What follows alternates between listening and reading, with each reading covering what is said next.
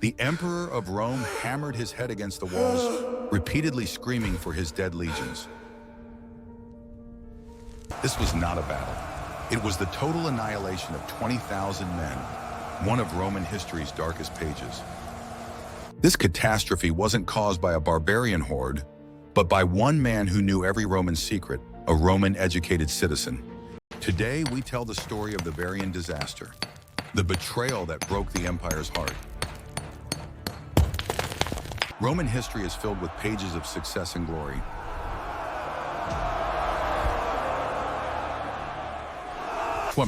But among so many battles and military conflicts, there are also chapters of authentic drama for its legions. And this is the story of one of those darkest pages.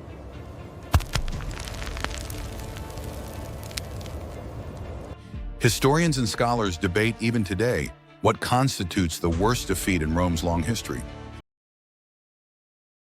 Many immediately point to the Battle of Cannae.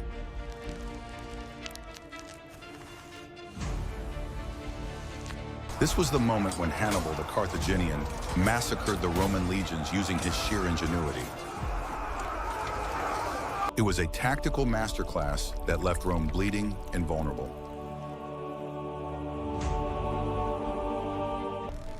Others, however, argue that the true worst defeat, the one that left a psychological scar that never healed, was the Battle of the Teutoburg Forest. This battle, described simply as the Varian disaster by Roman historians, took place in the year 9 AD. It was an event that fundamentally changed Rome's relationship with the world beyond its borders. It was not merely a defeat, it was an erasure.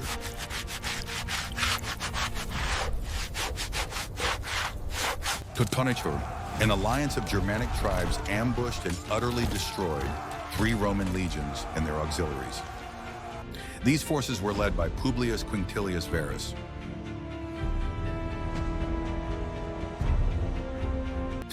Varus was a politician, an administrator, not a battlefield general.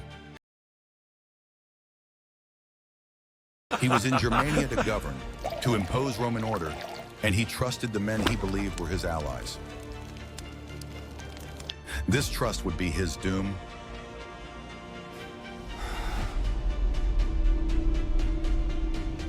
The Germanic alliance was led by a man named Arminius.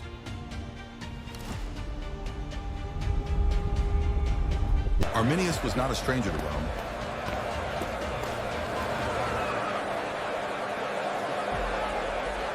He was a Germanic general, yes, but he had been raised in Rome itself. And he was a hostage who became a favorite.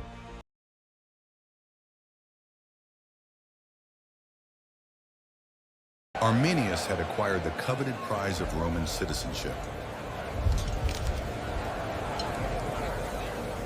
He had received a full Roman military education. He knew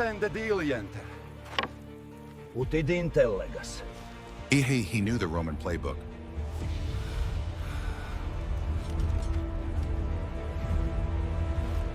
He understood the Roman mind.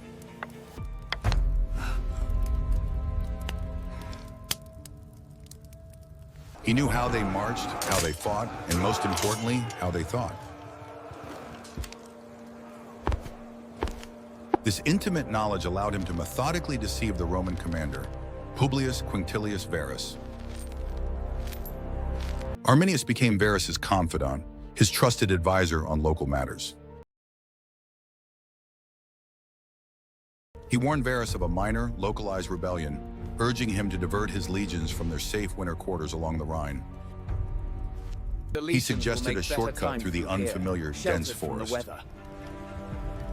I know these woods better than anyone. Varus, trusting his Romanized ally, agreed.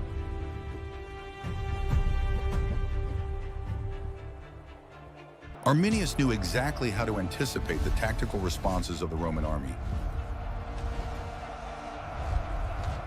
He knew their formations, their strengths, and their critical weaknesses. The force Varus led into that forest was formidable on paper.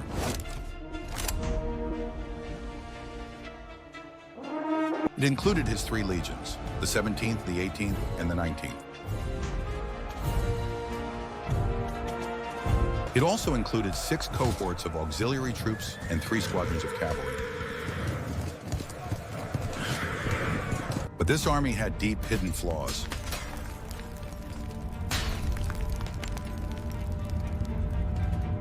A majority of these soldiers lacked combat experience.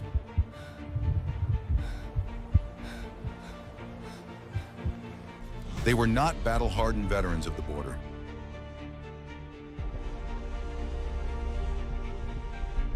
They had no experience fighting Germanic warriors, nor were they prepared for the predominant local conditions. The terrain of Germania was a living enemy, one they did not respect. Varus made a series of critical errors, all whispered into his ear by Arminius. It's about me, King. The Roman forces were not marching in combat formation.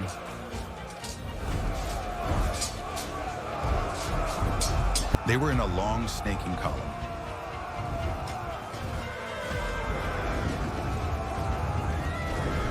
Worse, the legionaries were interspersed with a huge number of camp followers.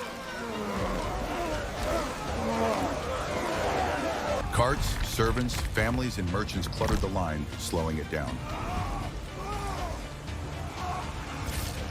It was an administrative procession, not a military advance.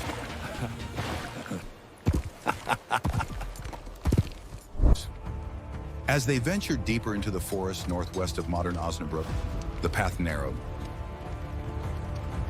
They found themselves on a single, narrow, and extremely muddy track. The ground, saturated by autumn rains, pulled at their sandals and stalled the heavy wagons. Well, then the sky itself declared war.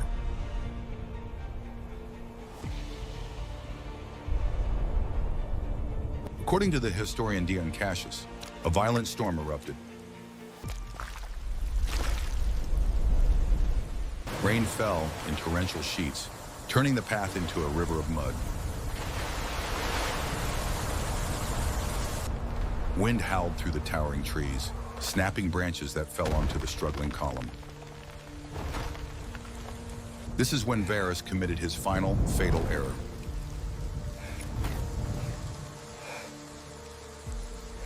Cassius also writes that Varus, completely blind to the danger, forgot to send reconnaissance groups ahead of the main body of troops. He had no scouts, he had no cavalry screen.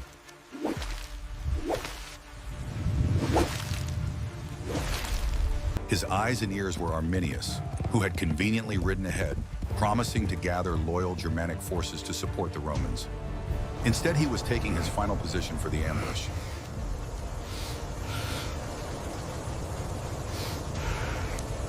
Was this series of blunders caused the Roman line to stretch dangerously thin?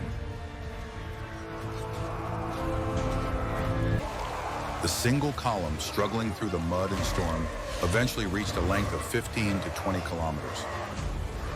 It was a thin, segmented serpent, completely helpless.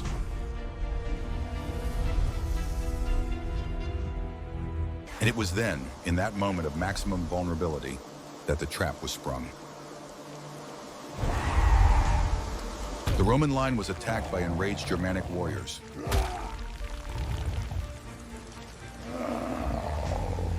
Which they burst from the dense woods on either side.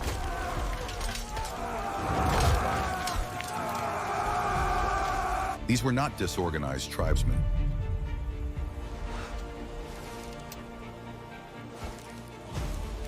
This was a calculated, precise military operation.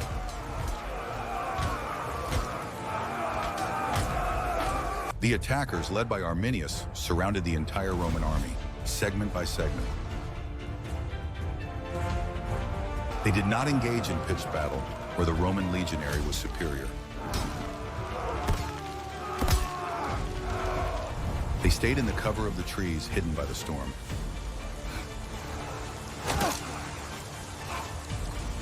They hurled javelins and spears down onto the exposed and disorganized Romans. The legionaries, packed tightly on the narrow path, couldn't form a shield wall to Teuto. They couldn't maneuver.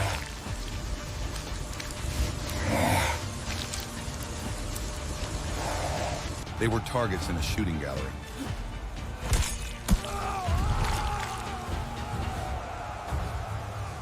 Arminius, remembering his education in Rome, was everywhere.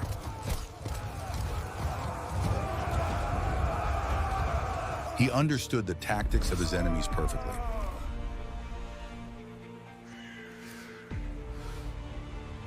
He knew the centurions would be trying to form defensive circles.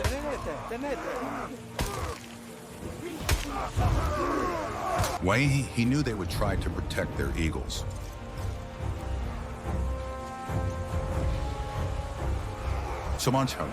He was able to direct his troops to counter them effectively, using locally superior numbers against the dispersed Roman legions. Where a cohort tried to rally, Arminius sent a wave of warriors to crush it. The ambush caused enormous losses for the Roman side.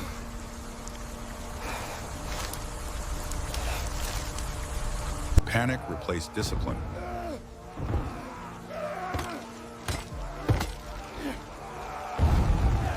The column fragmented into isolated pockets of fighting.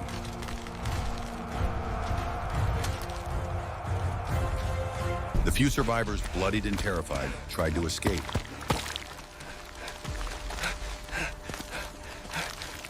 They attempted to keep marching, pushing forward through another wooded area as the torrential rains continued. They marched through the night, a desperate, stumbling flight.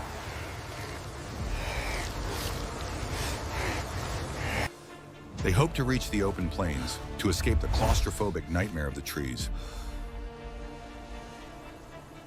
But they fell into another trap.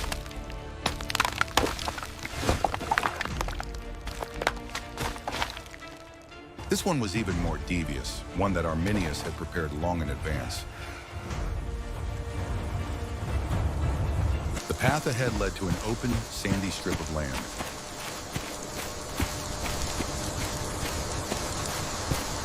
To the desperate Romans, it must have looked like salvation.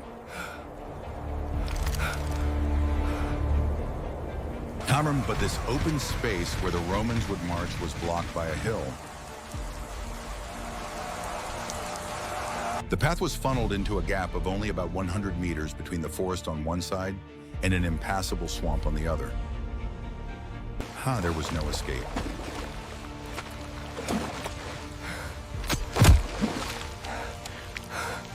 Furthermore, the path itself was blocked by a deep trench.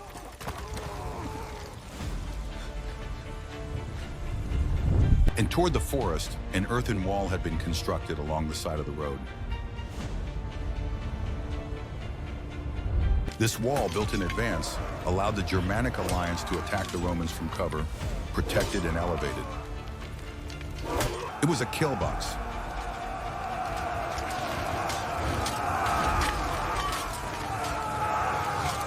The Romans, seeing the wall, made one last desperate attempt to assault it.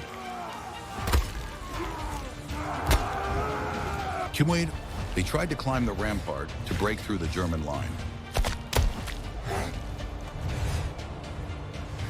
But they failed.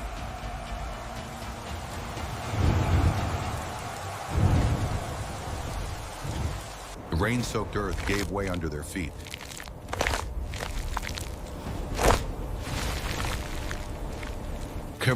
The organized defense from the wall, cut them down.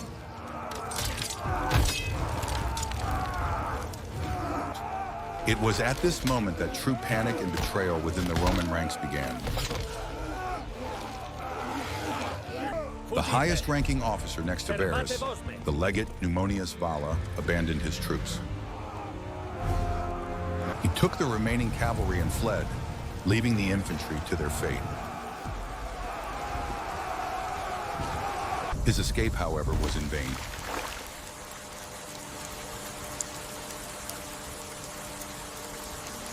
He was hunted down by the Germanic cavalry and killed shortly after, as Velleius Paterculus recounts. His flight was the final signal.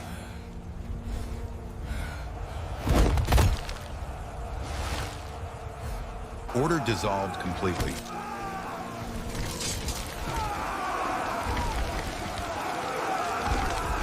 Following this, the Germanic warriors assaulted the field from all sides. They swarmed over the earthen wall and from the woods.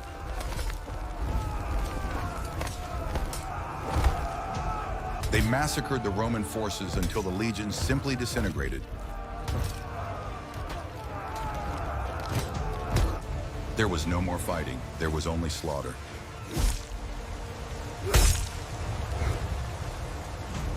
Publius Quinctilius Varus, seeing that all was lost, took his own life.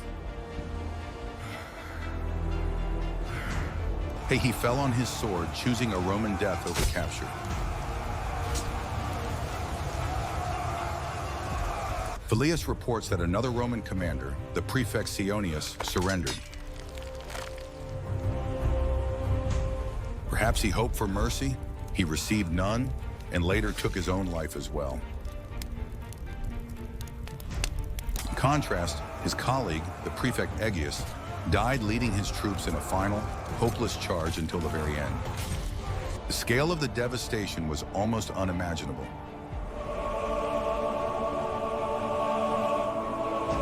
Westerner Roman casualties have been estimated between 15,000 and 20,000 dead.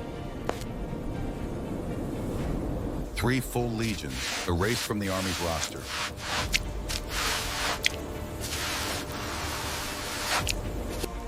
It was one of the worst tragedies in Roman history.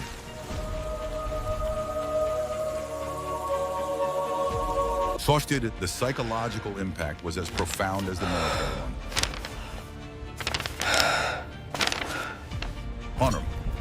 It is said that many of the officers took their own lives before they could be captured by the Germans. They did this for a good reason.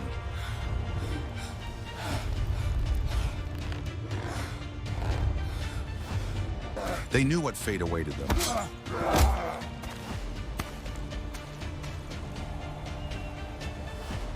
The historian Tacitus, writing later, described the grim scenes that followed the battle. Kiwimat, many Romans who were captured were not taken as prisoners of war. They were sacrificed by the Germanic forces as part of their religious ceremonies. They were offerings to the gods of the forest who had granted them victory. Other captured Romans were cooked in pots, and their bones were used for rituals. Irony, the scene found by later Roman armies, was one of unspeakable horror. It is believed, however, that some of the captured common soldiers would have been enslaved. When they were scattered among the tribes, a living testament to Rome's humiliation. With the German victory was total.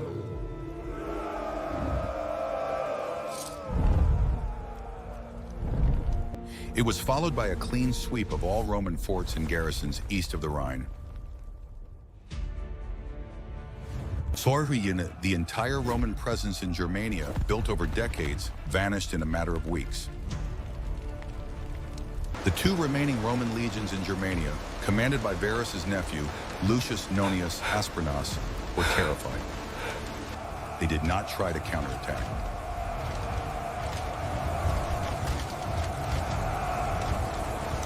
They did not try to recover the eagles.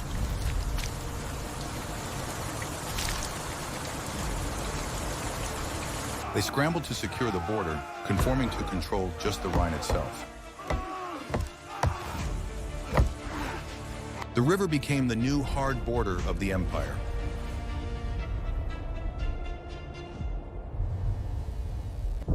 The ambitions of Rome to conquer Germania had died in that forest.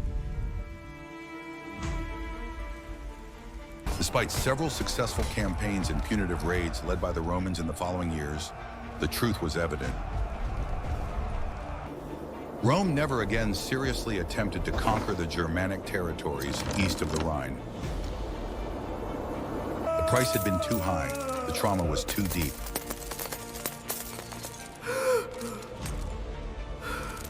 Machte. When the news of the defeat finally reached Rome, the capital was thrown into a state of panic. The Emperor Augustus, according to the historian Suetonius, was so deeply moved, so shattered by the news that he lost his composure. He refused to cut his hair or beard for months, a sign of deep mourning. He was often heard hitting his head against the walls of his palace.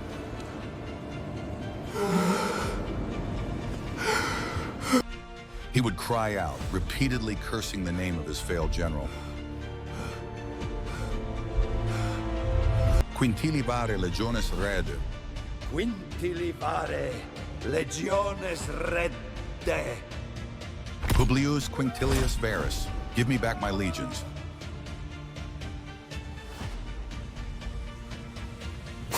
The loss was so profound that the Romans, a people steeped in superstition and military tradition, never used the numbers of the lost legions again. Legio XXV and Legio 99 were struck from the records.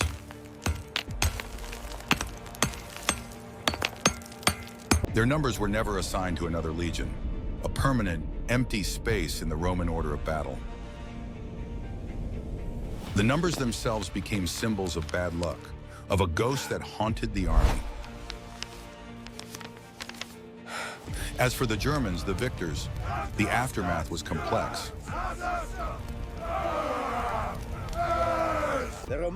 Arminius, the architect of the victory, tried to consolidate his power. He had Varus's head severed from his body.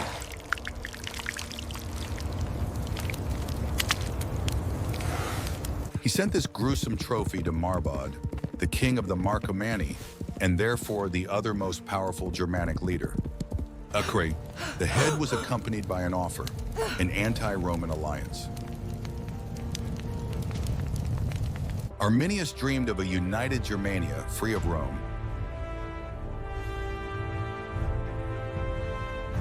But Marbod, a shrewd and cautious leader, rejected the offer. He perhaps feared Arminius's ambition more than he hated Rome's power. He sent Varus's head to Rome for a proper burial.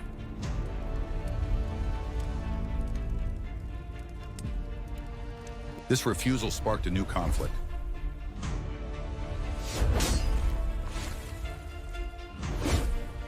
Only after this did a short, inconclusive war break out between the two Germanic leaders, Arminius and Marbod. Their rivalry prevented the unity Arminius had hoped for.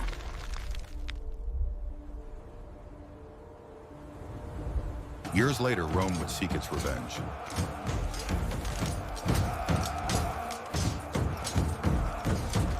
Not for conquest, but for honor.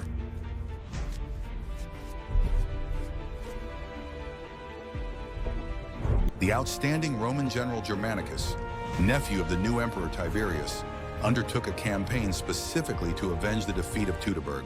His goal was to restore Roman honor and to punish Arminius.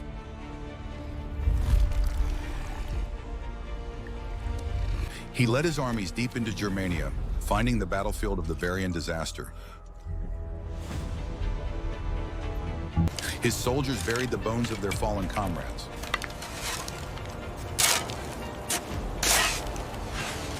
They recovered 2 of the 3 lost legionary eagles, the sacred standards. Arminius, whom Rome had considered a very real threat to stability, was now defeated by Germanicus in open battle. The coalition of Germanic tribes that Arminius had so carefully built was broken. Roman honor was reestablished.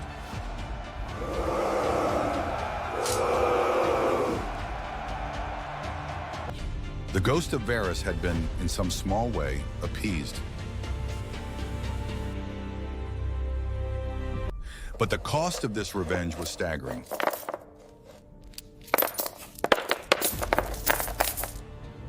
Once the German coalition was broken and Roman honor was satisfied, the enormous cost of maintaining the Roman legions beyond the Rhine was deemed no longer profitable. The strategic calculation was cold and simple.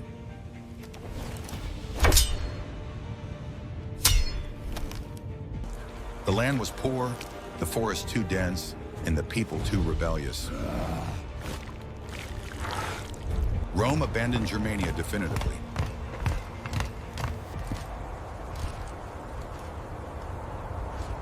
The Rhine would remain the border for centuries.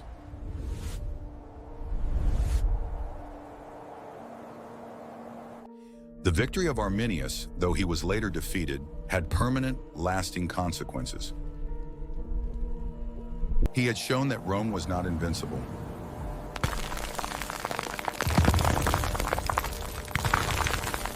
When Mazarin, he had used Rome's own knowledge against itself, turning its education and citizenship into the weapons of its destruction. The Battle of the Teutoburg forest remained a dark warning, a lesson written in the blood of 3 legions, a scar on the Roman psyche that would never truly fade. It was the disaster that defined the limits of an empire. The story of the Varian disaster is not just a tale of military tactics. It is a human drama of profound depth.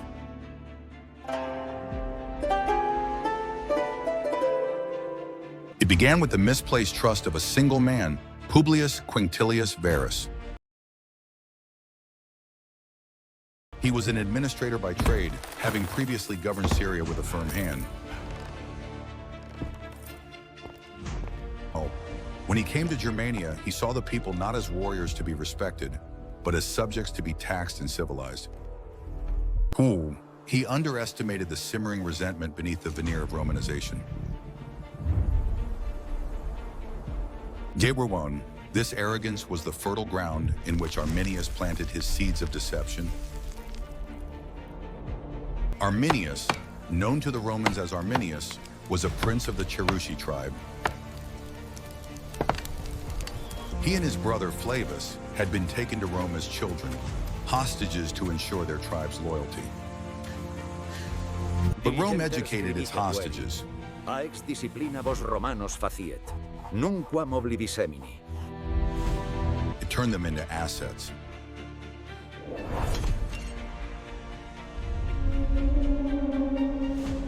Arminius excelled.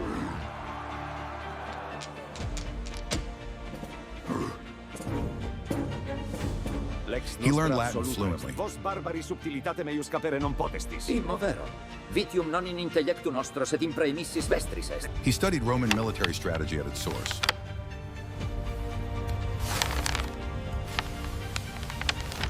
Summer, he commanded auxiliary cavalry for Rome, earning citizenship and the rank of eques, a Roman knight. Victrix! He fought for Rome.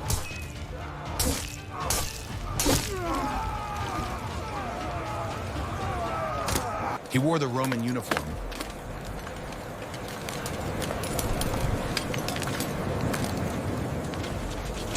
But beneath the armor, his loyalty remained with the force of his birth.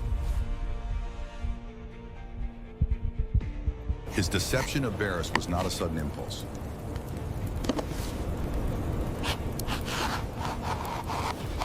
It was a masterpiece of methodical patience.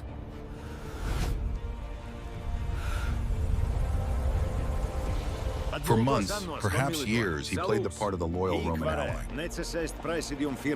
Intellegua. Curabimus. He sat at Varus's table, drank his wine, and offered counsel.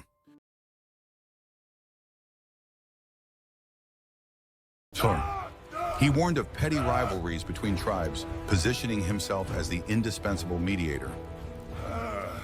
He lulled Varus into a state of absolute confidence.